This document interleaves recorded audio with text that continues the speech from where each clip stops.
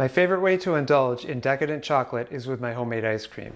It is smooth, rich, decadent, and has a robust chocolate flavor because I build the chocolate profile myself. I guarantee this is the most chocolatey ice cream yet. Let's fix it. Let's start things off by adding some softened cream cheese to a large mixing bowl.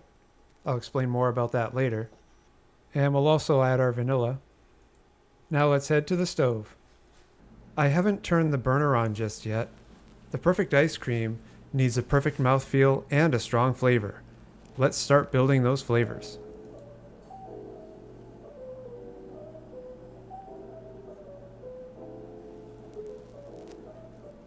There is just enough sugar to offset the bitterness of the cocoa powder, so you can savor the full depth of the chocolate flavors.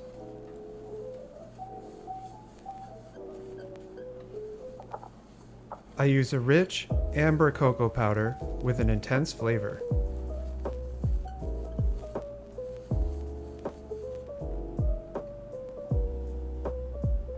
I add just a little bit of the milk at first.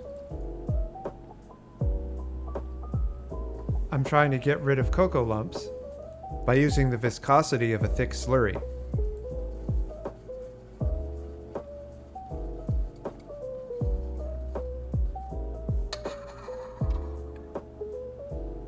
If I stopped right here, this might make a really good hot chocolate recipe. Let me know what you think in the comments.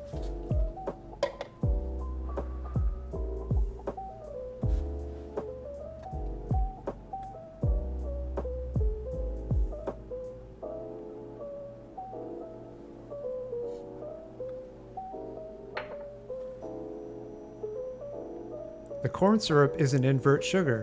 It has a lower freezing point, which will make the texture more luxurious. Now finally, I'm going to fire up the stove. It's important to use medium-low heat in the beginning. If the heat is too much, the sugar and milk could scorch on the pan. Once the sugar is dissolved and the milk is warmer, you can increase to a medium heat.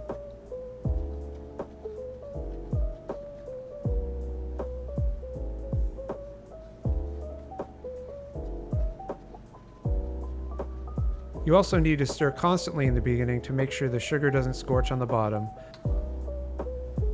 When you know the sugar is completely dissolved, you can relax for a bit.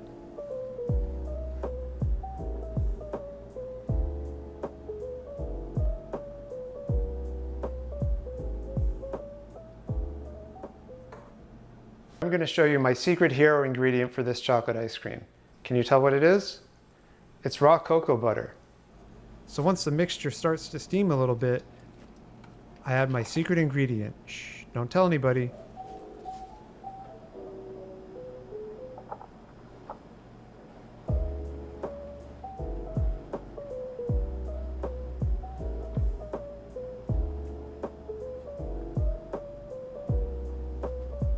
Make sure you stir constantly to emulsify the cocoa butter as it melts into the mix.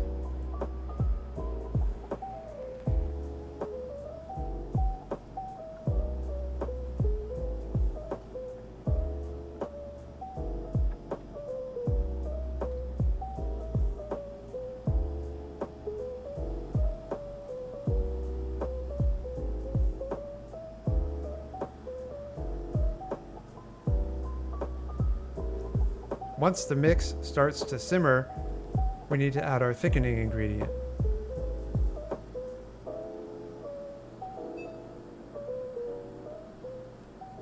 A lot of homemade ice cream recipes call for egg yolks. Well, egg yolks contain a lot of lecithin. Yes, you do.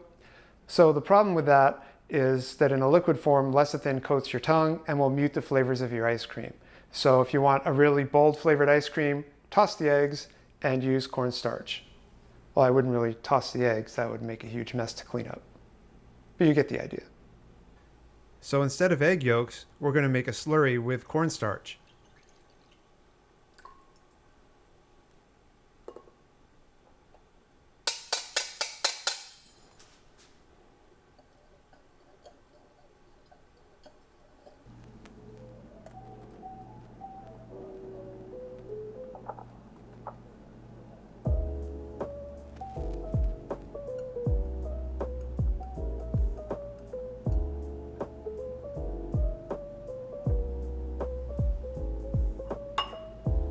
I switch to a silicone spatula. This is my tool for judging the viscosity of the ice cream mix. The typical advice is when the mixture coats the spoon, you know it's ready, but I like to go by the wake instead. As I glide my spatula through the mix, you can see a wake forming behind it. When the wake is deep enough to form a dark shadow, I know it's ready. Remember the cream cheese? We're going to get to that now. I'm pouring a small amount of mix, maybe half a cup or so. Now cream cheese is a natural ice cream superpower because of 3 different things. The first one is dairy phospholipids. They're natural emulsifiers that lock fat and water together so your ice cream turns out smooth rather than greasy. The second is hydrocolloids. The gums already in the cream cheese trap free water to help keep the ice crystals smaller.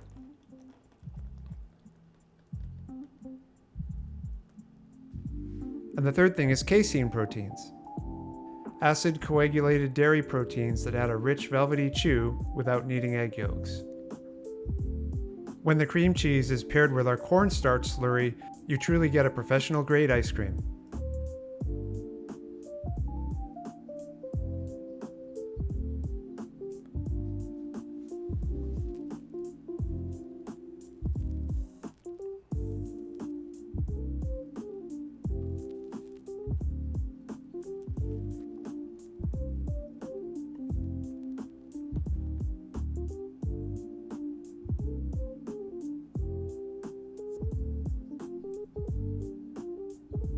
You always want to strain your mixture for lumps.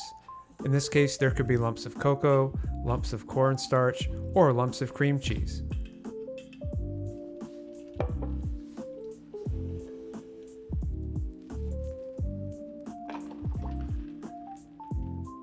The mixture is still really hot, so I'm using an ice bath to cool it down quickly.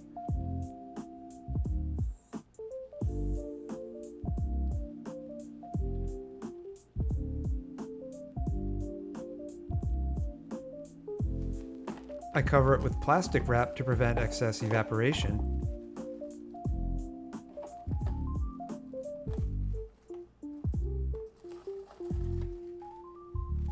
And you want to make sure to stir the mix occasionally to prevent a thick skin from forming on top.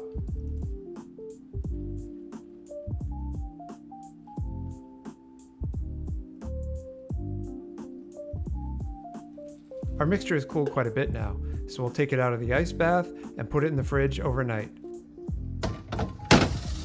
Tomorrow the mix will be cold and ready to churn. Okay, it's the next day. Let's see what we have.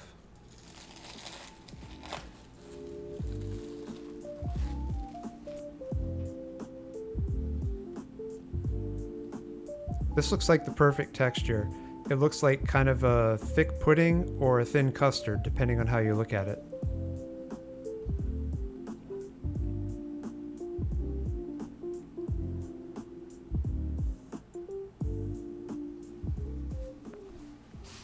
Back when I was a kid, homemade ice cream was a rare summertime treat. We'd all sit around in a circle and we'd use a hand crank machine like this one, full of ice and rock salt. And you just go and go until your arm got tired and then pass it to the next person. And eventually you get something that came together as an ice cream. These days there are a lot of different ways to churn ice cream. Probably the most popular method for the connoisseur is the gel bowl.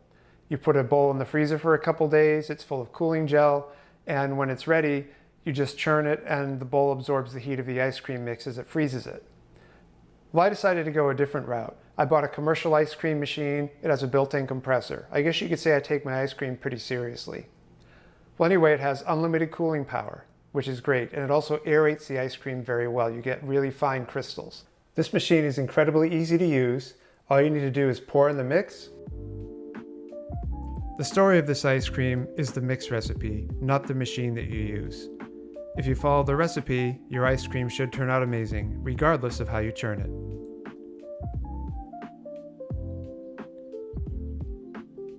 And then you start it up.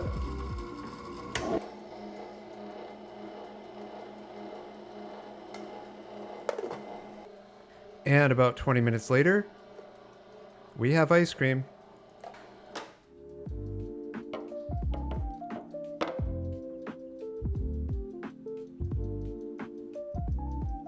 Look at that perfect ice cream structure. We could eat it right now as a soft serve ice cream, but we're not going for that.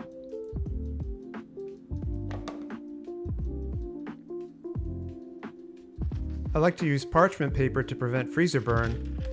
These are the same parchments I used to make tortillas, and it's a perfect fit. Instead of lasting only a few days, your ice cream should last up to a few months.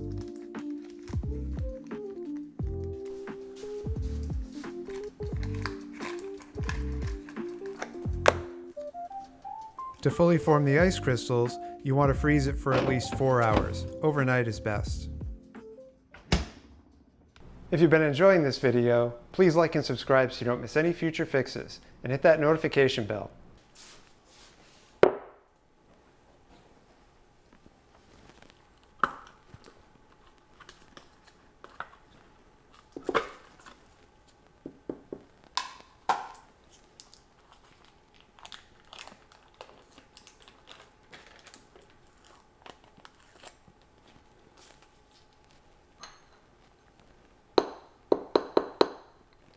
The best temperature to serve ice cream is when it's between 5 degrees Fahrenheit and 10 degrees Fahrenheit.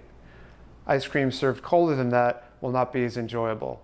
In fact, if you take a cheap ice cream and serve it at the proper temperature, it might be more enjoyable than a fancy ice cream served cold. You can let it sit on the counter for a few minutes, or if you're impatient like me, you can microwave it.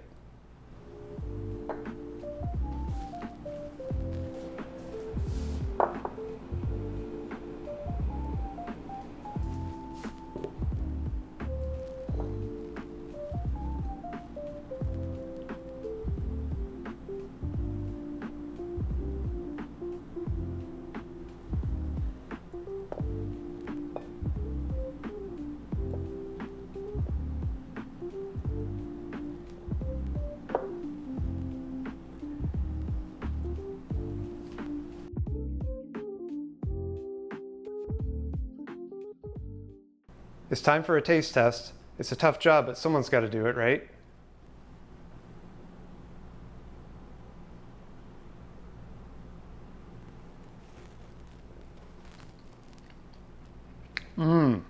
Oh man.